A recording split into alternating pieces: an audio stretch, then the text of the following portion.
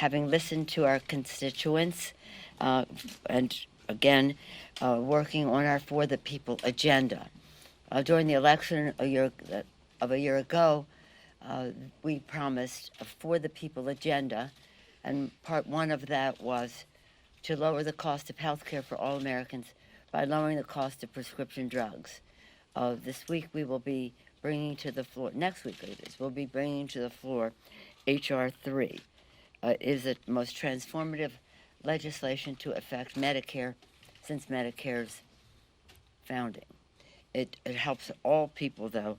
It will, American seniors and families won't have to pay more for medicines. As you know, or as you probably know, it gives the secretary the authority to negotiate for lower drug prices.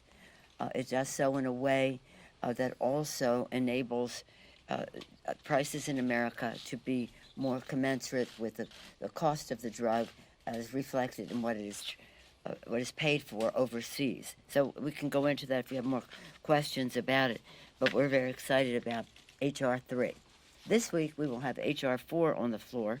H.R. 4 is the Voting Rights Advancement Act.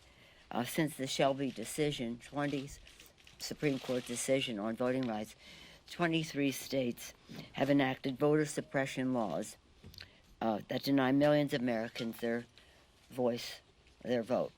Nay, 55 years after the passage of the Voting Rights Act, we must protect the bedrock power of the ability of people to have the right to vote. So that will be on the floor this week. H.R. 3, H.R. 4. There are other legislation on the floor.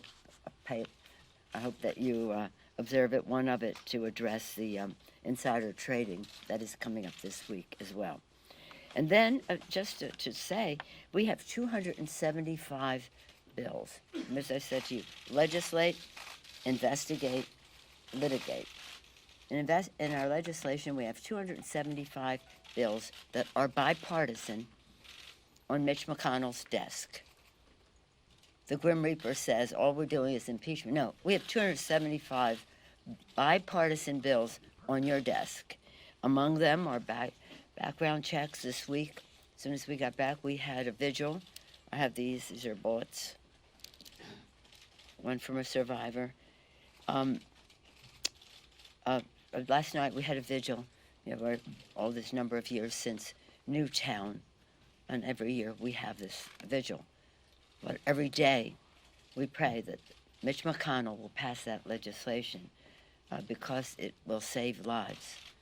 25,000 people have died since we sent the bill over. Not all of them would have been saved, but many of them would have.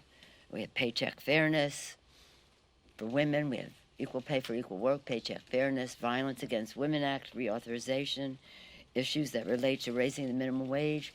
30-plus million people will get an increase in their pay if we raise the minimum wage, 23 million of them women. Equality Act and discrimination against the LGBTQ community, Dream and Promise Act, keeping our promise to our precious dreamers. SAFE Act, saving our federal election system that they don't seem to be interested in doing. The list goes on and on. And the Climate Action Now, H.R. 9, that was legislation that we talked about last weekend when I took a delegation. There were 14 of us to Spain for the COP25. We were very well received there. Our message was, we're still in, even though the president has opted out of Paris, the Paris Accord. We are there saying, in the House of Representatives, in state houses, in governor's mansions, in city halls across the country, in the private sector, and in the public sector, Americans are still in. Our children know better than some of the leaders in Washington, D.C., the urgency of the climate crisis. It's a public health issue, clean air, clean water, food safety. It's a jobs issue. It's an economic issue. Jobs, jobs, jobs. Good paying green jobs. Keep America number one, preeminent in the green technologies. It's a defense issue because the world is in peril from the climate crisis. If you there, you would have heard very dire comments, a recent UN report explaining how close to a real problem we are. I mean, the clock is ticking. As you know, we have a great deal of exuberance in our caucus on this subject, and we want to work together under the leadership of Kathy Castor, our chair of the Select Committee on Climate, as well as the other committees of jurisdiction. The last point I'll make is that if you do believe, as I, that this is God's creation, we have a moral responsibility to be good stewards of it. If you don't believe that it's God's creation, you must agree that we have a moral responsibility to pass it on to future, the planet on to future generations. So that's legislate. Investigate, as I mentioned this morning, we've heard from patriotic public servants, some of them appointed by President Trump, present the facts, and they are just undeniable, the facts of the president's actions. I won't go into it unless you ask. You heard yesterday in the Judiciary Committee the scholars present the Constitution and how the facts and the Constitution give us no choice but to move forward with impeachment of the president. And so I'm arranged for the chairs. We have 6 chairs of the relevant committees to make recommendations about articles of impeachment. Legislate, investigate, litigate. We're winning every court case, whether it's Deutsche Bank for the president's records, Mazer case for the president's records. The list goes on, but they keep bumping it up to a higher court. Now some of it is approaching the Supreme Court level. And so we're waiting to see if the court will even take up something that is so in defiance of their precedent that says, yes, Congress has the right to subpoena and oversight over the executive branch. In that regard, I just want to say this to you, my friends in the press. When you keep asking, why don't we wait for these court cases? The president's actions in sending all these, taking these things to court and then bumping them up in court is an obstruction of justice. And so we're not going to be accomplices to his obstruction of justice. We have our constitutional responsibility, we have our facts, and we will act upon them.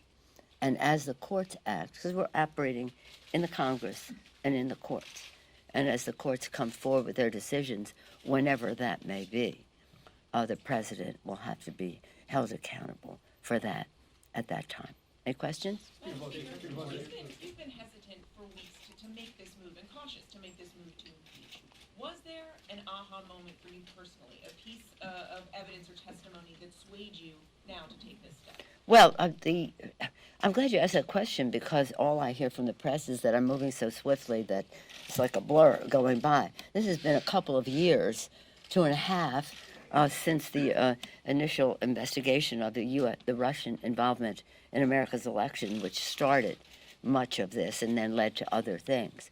But I do think the aha moment for the country was the action taken by the President Trump appointee, the Inspector General of the intelligence community, who said that there was a credible report from a whistleblower of grave concern, and that Congress should be aware of that. And that is the facts of the Ukraine situation just changed everything. The polls went from 59 opposed to impeachment, 34 in favor, to about even. And let me just say this. This isn't, we are saying the Ukraine. The Ukraine was the vehicle of the president's action, asking a president of another country to make an announcement that he was investigating the president's political opponent and withholding military assistance that was voted by the Congress of the United States, unless and until he did so, the president did so. But this isn't about Ukraine, this is about Russia. Who benefited by our withholding of that military assistance? Russia. It's about Russia. Russia invading eastern Ukraine over 10,000 people died, now maybe 13,000, some of them in the absence of our conveying that military assistance that was voted in a bipartisan way by the Congress of the United States. So sometimes people say, well, I don't know about Ukraine, I don't know that much about Ukraine. Well, our adversary in this is Russia. All roads lead to Putin. Understand that. And so that was the aha moment where we had, see, in other cases, we had the obstruction of justice, but we didn't have as much information as to what he was obstructing justice on, because the White House was withholding the information and not enabling us. That even Richard Nixon enabled us to have the grand jury testimony. That was what I said. Madam Speaker, Yes, you mentioned those previous investigations. Do you want to see elements of the Mueller report or these other I'm not going to investigations be talking about that, put okay? into this I'm not going to be talking. My chairman will be making recommendations as to what our counsel, our lawyers, our chair, the staffs of the committees have been sensational, and we'll look to them for their judgment about what the articles of impeachment were. With all due respect to your question, I'm not here to talk about that because that's what they'll be working on. And let me just say in that regard, what was really remarkable in the course of these weeks is people have heard us talk about this. They hear about the IG, this and that. A few weeks ago, for 2 weeks, under leadership of Adam Schiff, of whom we're extremely proud, but working with Adam Schiff and Elliot Engel and our beloved Elijah Cummings, whom we miss terribly, but continues to be an inspiration to us, but now Carolyn Maloney. The 3 committees of jurisdiction, intelligence, foreign affairs, and government reform, had hearings, bringing in, again, patriotic Americans, some appointed by the president, who presented the facts. And then we had, yesterday, the hearing of the professors, the constitutional scholars. What was so valuable about that is, while we have talked about it, and while the foreign service officers talked about it, when the professors taught about it, they taught about it. And they taught about the Constitution and what the vision was of our founders and what the violations are of this president and what that is all about. So I think people had just a disparate grasp of why it is important for us to go forward. Yes, sir. There are Democrats from districts that the president carried who were skeptical about moving forward, and the impeachment inquiry they later embraced moving forward. Are you concerned at all that some of them may face a backlash if they vote for articles of impeachment, and it could ultimately hurt them in their races come next year? Well, thank you for your question. This has absolutely nothing to do with politics. It isn't about politics, partisanship, Democrats and Republicans. It's totally insignificant. It's about the Constitution of the United States, the oath of office we take to protect and defend the Constitution from all enemies, foreign and domestic. It's about the president not honoring his oath of office. So, no, I'm not concerned. Madam Speaker, you have You go emphasized next, okay? That's- Speaker, on a slightly different note, are you concerned about what this vote might do to the country, and how did you weigh that as you came to this decision? How this vote would do? Well, as I said this morning, I'm really sorry the president made this necessary by his complete disregard for the vision of our founders, for what he is doing. Article 2 says I can do whatever I want. It was completely contrary to what our founders had in mind. So all along, I said for 2 years, this is an impeachment is not a pleasant experience. It can be divisive. We don't take any glee in this at all. It's heartbreaking. But the president gave us no choice. So we're not going to say, well, we would honor our oath of office, but what? He's the one who's dividing the country on this. We are honoring the Constitution of the United States. And let me say this about our founders. On the Great Seal of the United States, it says, Novo Ordo Seclorum, a new order for the ages. They had so much confidence in what they were doing that they said it was going to last forever, for the ages, because they had written a constitution, a founding documents. Thank God they made it amendable so that we could expand freedom over time and always will continue to.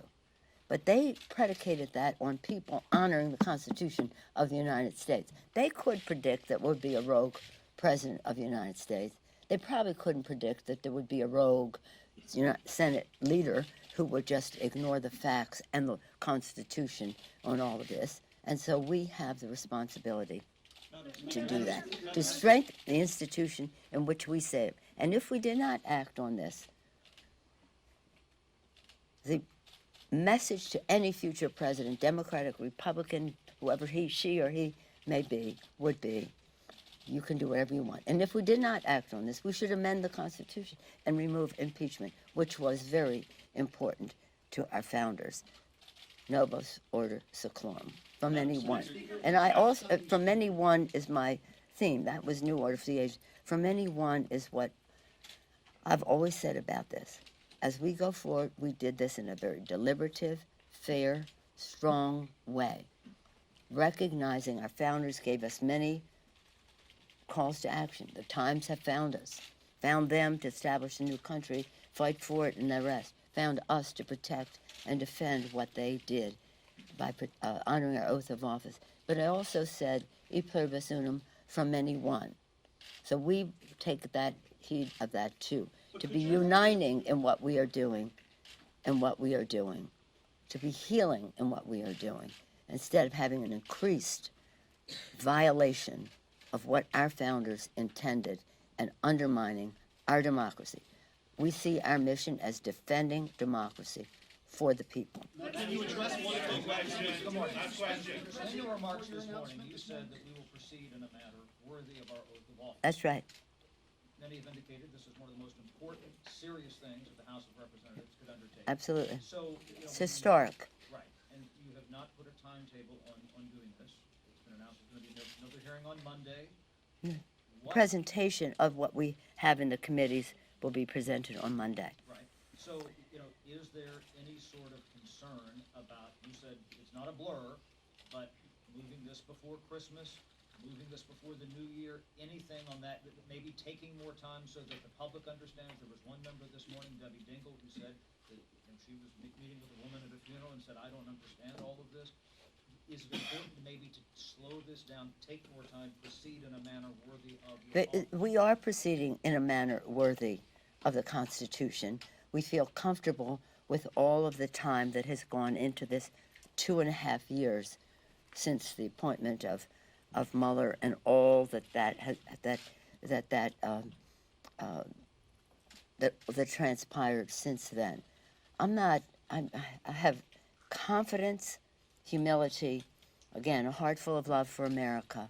We are doing this in the right way, and I'm very proud of our chairman who have taken that. If some people have some unease, we'll catch them up, and we haven't asked anybody for a vote, nor will we. People will make their own minds up about what this is about. As I said, thank you. Thank you. Do you hate the president, Madam Speaker? Because I don't hate anybody. Representative Collins, the reason I asked. House. We don't hate anybody, not anybody in the world. So don't accuse me. I did not accuse you. You did. I asked a You question. did.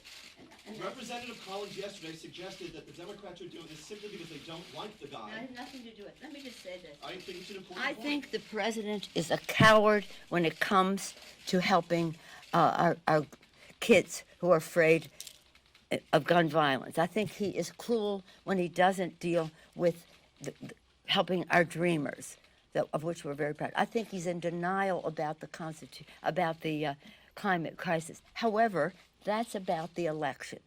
This is about the elect. Take it up in the election. This is about the Constitution of the United States and the facts that lead to the president's violation of his oath of office. And as a Catholic, I resent your using the word hate in a sentence that addresses me. I don't hate anyone. I was raised in a way that is a heart full of love, and always prayed for the president. And I still pray for the president. I pray for the president all the time. So don't mess with me when it comes to words like that.